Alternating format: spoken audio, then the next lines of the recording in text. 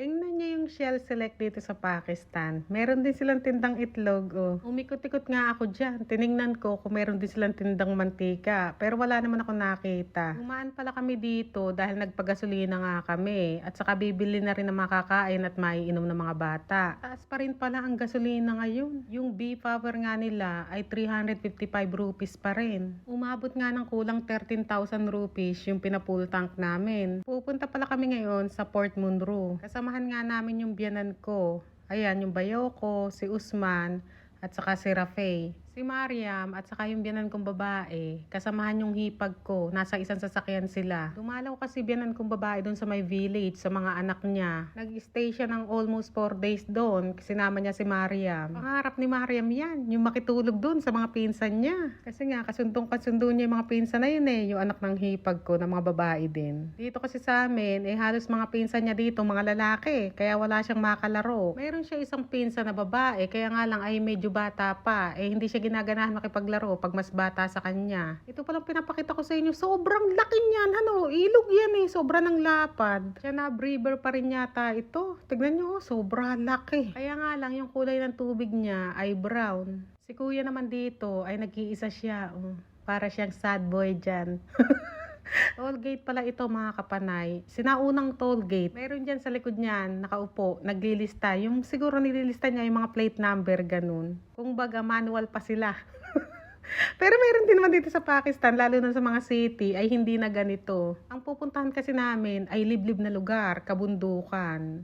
Tingnan nyo itong mga truck, Ang kukulay, lalo sa gabi yan, kitang-kita mo yan. Mga umiilaw sa gabi yan kagaganda. Hindi pa nga kami nakakalayo ay itong isa ay knockout na. Kaya tontuwa kami ni Usman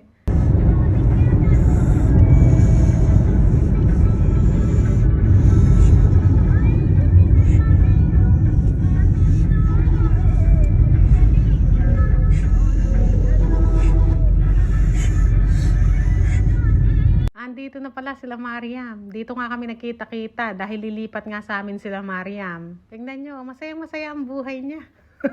Ang sabi ko nga ay doon siya maupo sa harap ng baba niya.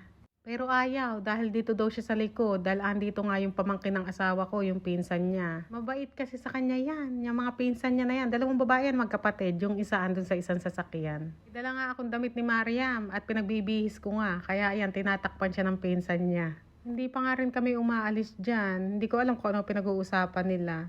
Dito naman sa gilid ko, ay kagaling ni Baba, natutulog siya dyan sa motor niya. Buti hindi ka ako nalalaglag. Dito pala sa pupuntahan namin, ay madaming ganyan. Yung mga dumadaan ng mga tupa, kambing, kalabaw, baka, donkey. Huminto pala muna kami dito dahil nakakita nga ako ng mangga. Parang ang tamis niya kasi. Kaya ang sabi ko, ay bumili muna kami para may makain ba kami doon pag akyat. 250 rupees nga lang ang presyo ng 1 kilo ng mangga ngayon. Huminto pala muna kami dito para mag-CR nga sana sila. Ito yung CR na babae, dito na may lalaki. Kaya nga lang, hindi na sila nag-CR dyan kasi nga mabantot daw yung CR. Kaya umalis na rin kami. Sumunod pa nga si Usman, nagtatatakbo pa siya dyan. Excited na excited siya, pero pagbalik niya nakasimangot naman siya. Itong mga nadadaanan namin, tingnan nyo, para siya mga buhangin, mga lupa-lupa. Siguro yan yung ibinebenta, Ayan, may nadadaanan na pala kaming mga maliliit na bundok. Ang pupuntahan talaga namin yung pinakamataas. Siguro inabot kami ng 3.5 oras. Sa Google, ala pang 3 oras yung biyahe. Pero siguro kasi pahinto-hinto kami, diba? Kaya ganun, inabot kami ng 3.5 oras. Noong unang panahon pala, sobra hirap pumunta rito sa lugar na ito. Halos walang pumupunta rito kasi nakakatakot, delikado. Dahil dati daw, talagang makikita mo, minsan may nanghaharang daw dito, may mga baril. Kahit nga daw bata pa, ganun, nakakakita sila ng may baril. Pero ngayon daw ay medyo okay na kasi marami na rin nagpupunta rito mga turista. Pero sa foreigner, hindi pa rin dito pwede ang foreigner. Bakit ako nagpuntahan, Meron kasi akong POC, Pakistan ID. At saka ikukuha dapat ako ng bayaw ko ng clearance. Pero ang sabi daw doon ay hindi na daw kailangan. Lalo at family na kami pupunta. Tapos may POC naman ako. Pero ganun pa man, ay natatakot pa rin ako. Kaya nakaabaya ako dito Tapos naka-face mask pa ako. Para ako hindi ako mamukaan ba. Hindi ako makita na foreigner. Pero ganun pa man, kahit na naka-face mask ako, ay pag nakita nila ako, ay Chinese, ka pa rin sa akin, Chini. May mga checkpoint kami ditong nadaanan siguro mga 2 o 3 yata. Tinatanong lang sa checkpoint kung family ba kami. Oo, ka naman. Tapos pabubuksan lang yung likod. Tapos ayun, nahayaan na kaming umalis. Ganun lang. Ito palang pupuntahan namin, ay hindi alam nila to ng mga hipag ko at saka ng mga anak niya, pati ng biyanan kong babae. Ang nakakaalam lang ako at saka yung bayaw ko at saka yung asawa ng hipag ko, yung driver. Kung baga, sekreto ito surprise sa kanila. Pero alam nyo, nag-attitude ako dito. Na-surprise sila sa ugali ko.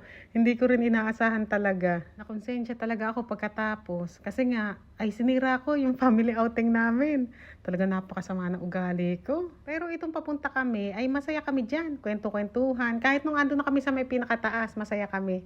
Nung bumaba lang na magpapahinga doon nagsimula. Doon nagsimula ang kalbaryo. May kinikwento pa sa akin asawa ko dito Dati daw, meron daw dito nagpunta Pinay. 2 Pinay kanya May kasamahan daw na Pakistani. Boyfriend siguro ganyan. O baka kaibigan, 3 Pakistani. Di ba tayo mga Pinay, mga Pilipino, talagang normal lang sa atin yung palangiti, ganyan. Tapos yung Pinay daw ay pangiti-ngiti. Kaya akala ng Pakistani ay gusto siya. Ngayon nilapitan, ganyan. Yung parang binastos, ganyan. Nagalit yung kasama. Tapos ayun, nagkagulo. Kaya pinagbabaril daw yung 2 Pinay saka yung mga kasamang Pakistani. Pero hindi ko alam kung totoo ito o katang isip lamang ng asawa ko para aking matakot at magpumunta, ha? Kasi nang aking i-google ay wala naman ako nakita. Baka ang asawa ko kako ay nangangarap lang mag-isang direktor sa isang pelikula. Pero hindi ko alam kung totoo o hindi. Pero sa Google, wala naman ako nakita. At saka sana, mababalita, Pero wala naman. Baka tinatakot lang talaga ako ng asawa ko. Ako naman, talagang hindi ako tatanggal ng face mask. Nagtatanggal lang ako ng face mask pagka nasa loob na ng sasakyan. Saka pagka magpipicturan, doon lang ako nagtatanggal ng face mask. Tingnan nyo naman yung bundok nila. Hindi mo malaman kung lupa ba yan o bato dahil nga ang tigas-tigas Kaya paano may tutubong mga puno dyan? Kaya pala bawal dito yung mga foreigner. Kasi nga diba, liblib na lugar, bulubundukin, ay walang signal dito. Tapos madalang din yung mga pulis dito na nagro-ronda-ronda. Dati nga daw as in walang pulis dito na nagro-ronda-ronda. Pero sa ngayon ay meron na, pero madalang daw. No, check there. You cannot see. Tapos minsan, meron din ako nakikita na mga camera sa daan. Kaya siguro yung mga rebelde ay hindi na sila masyadong bumababa dito, Hindi tulad dati na talagang marami dito yung nangaharang, ganyan. Kaya sa gabi, sigurado ay nakakatakot dito. Bukod sa may daan nga ay ganyan, puro bangin, ay matatakot ka sa isipin na baka mamaya ay may humarang sa inyo, di ba? Kaya hanggat maaari talaga ay huwag kang magpapagabi dito. Nang papunta pala kami na yan, ay meron kami nakita, 2 aksidente. Yung isang truck ay kamatis. Siguro after 1 hour naman ay nakakita naman kami isang truck na naman nakataob. Hindi ko alam kung ano laman. Yung truck kasi ng kamatis ay nagkalat yung kamatis. Kaya kamatis ang laman. Dahil siguro sa daan palikuliko kasi minsan yung daan Kaya siguro tumataob yung mga truck. Yung iba pa naman truck dito, kadalasan, overweight sila. Parang ako lang. Marami ako nakikita rito. Yung mga nagsusulat-sulat sila sa pader. Ayan, may mga number. Hindi ko alam kung ano yan. Ano kaya? Naghahanap kaya sila ng textmate? O baka naman ads nila, ganun. Hindi ko alam kung ano yun. Minsan kasi, sa mga bato-bato lang, ganun. Pangalan at saka number lang. At yun nga, sino ba yan? Chachi, Nagdadrive yan. Patingin ako. Sino yan? This si Kuya Dulan. Sa mga gilid pala ng daan, kadalasan nakikita ko na tumutubo. Ayan, parang yan, sampasampalukan. Hindi ko rin alam kung yan ba yung sampasampalukan, pero parang yun. Tinatanong ko nga yung bayaw ko kung meron baka ako ditong falls o kaya ilog para ako makapunta doon. Wala daw siyang alam, pero meron daw lawa dito, doon nga sa may park. Pupuntahan daw namin mamaya. Pero doon muna kami pupunta sa pinakatuktok kasi nga magtatanghali na to para kahit papano yung weather medyo malamig daw. Kakain daw muna kami doon at pagkatapos nga ay bababa na ulit kami, pupunta naman sa park. Wala pa pala kami sa Port Monroe ha, kumbaga nasa daan pa lang kami. Tinatawag din pala itong Muri of South Punjab. Pero kung tatanungin ako kung saan mas maganda, ay mas nagagandahan ko sa Muri. Dito kasi, sa pinuntahan namin ay sobrang hirap ng tubig. Walang tubig, kumbaga yung mga tubig na lang ginagamit, binibili lang nila, nakatangke, ganun. Pag may makita kayo sa video ko na mga tangke na maliliit lang, ganun, tubig ang laman nun. Ito pala yung sinasabi ko sa inyong isang aksidente na hindi ko alam kung ano yung laman niya. Tapos sa Muri kasi, pati internet doon stable. At saka sa tubig, walang problema. At saka sa pasyalan, ay mas marami pasyalan sa Muri. Kumbaga, mas develop dun eh. Dito kasi ay hindi. Ito naman palang pinapakita ko sa inyo ay steel bridge ito. Pangalawa to sa pinakamalaking steel bridge sa buong Asia. Sinimulan daw gawin ito ay 2016 at natapos nga ng 2020 na. Dadaan din kami dyan mamaya. Ipapakita ko sa inyo ng malapitan. Bayaw ko lang nagkikwento sa akin ng mga ganyan-ganyan. Nang papunta nga kasi ay kwento-kwentuhan pa kami. Nung papauwi lang hindi na. Dahil nagmaldita nga ako. Ay, pasalamat na lang talaga ako. Hindi nila ako itinapon dyan. Kahit masama ang ugali ko. Itong daan pala na ito, ay papunta rin yata ito ng Quetta. Kasi may mga nakikita akong bus eh. Kaya tinatanong ko, bayaw ko, papunta rin ba yan sa pupuntahan natin? Hindi, kanya. Papunta daw sa ibang lugar. Kundi sa Quetta, Desikan ba yun? Hindi ko na malaman kung saan. Sa pupuntahan pala namin sa Port Monroe na pinakatuktok, ay minsan nag-i-snow din doon. Pero hindi taon-taon nag-i-snow doon. Meron lang time na nag-i-snow daw. Kaya pagka nag-i-snow ay talaga naman dinadayo. Kasi nga, dito sa lugar namin sa South ay hindi naman nag-i-snow dito. Kaya pag nabalita na nag-i-snow dito, ay yung mga malalapit na city, tulad sa amin sa Multan, ay dumadayo dito para nga ma-experience ang snow. Dito sa pupuntahan namin, hindi recommended dito na magpunta ng winter. Dahil nga kahit hindi siya nag-i-snow, ay talaga naman ma-fog. Tapos sobrang lamig. Kaya recommended siya pag summer. Dahil pag summer dito sa Pakistan, sobrang ng init.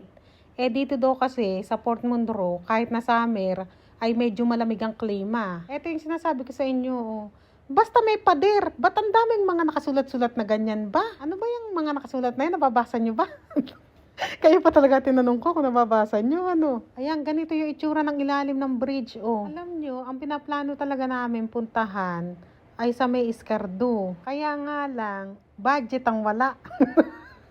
Kasi sa may travel agency na kilala ng bayaw ko, 100K per person ang singil. 2 o 3 araw yata doon sa Iscardu. Kasama na sa package tour, yung sa airplane, sa hotel, free breakfast. Ayoko kasi ng by road kasi nga natatakot ako sa daan. Dahil yung daan daw sa Iscardu ay nakakatakot. Kaya by airplane sana ang punta namin. Kaya nga lang di naman nakisama ang budget. Kasi nga, 4 kami, 400K na yun, yung gagastusin mo pa doon. Pero kung natuloy sana kami, 4 lang kami, bayaw ko, ako, si Mariam, si Usman, si Rafael, ay hindi sana makakasama kasi nga, wala pa siyang Pakistan ID. Pagsasakay daw ng eroplano, kailangan yun. At saka bata pa, diba? Kailangan yata, magulang ang kasama. Pero doon ko talaga gustong-gustong pumunta.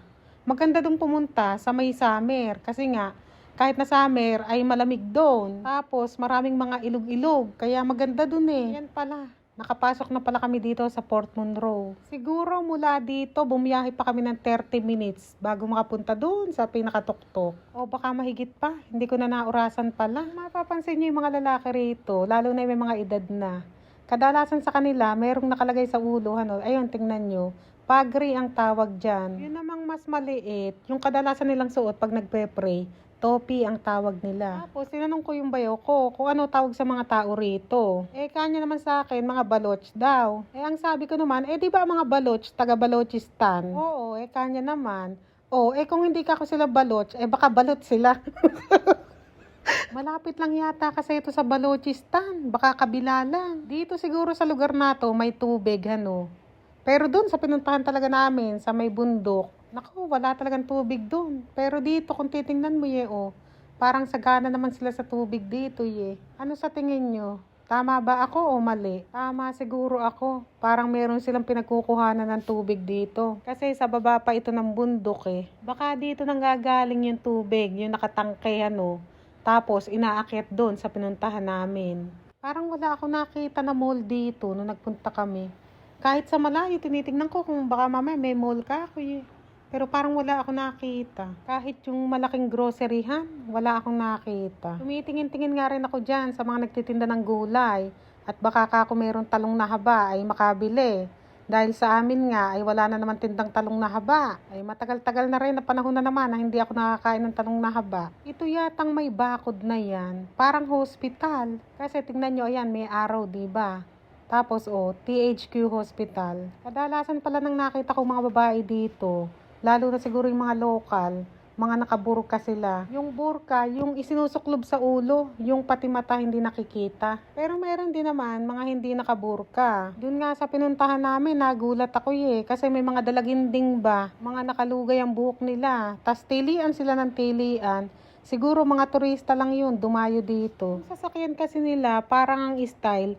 Alam niyo yung kalabaw pag ibinabiyahe, dun isinasakay yung kalabaw o parang dun sila nakasakay, mga nakatayo. Tapos, paakyat yung bundok, di ba? Akit kami sa tuktok.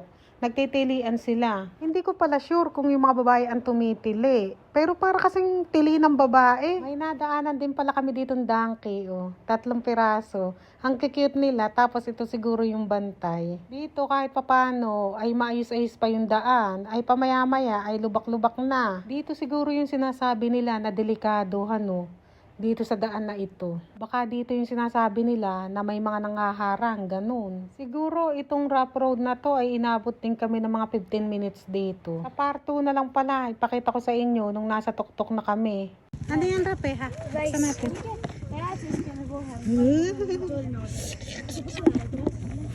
Wala nga lang, plato, Anak ko, may kambing, tawagin mo, pakainin mo. Aso ba yan? Ba't? Hindi. Kamo. Aso ba? Halika na rito. Baka ako saka pumapunta.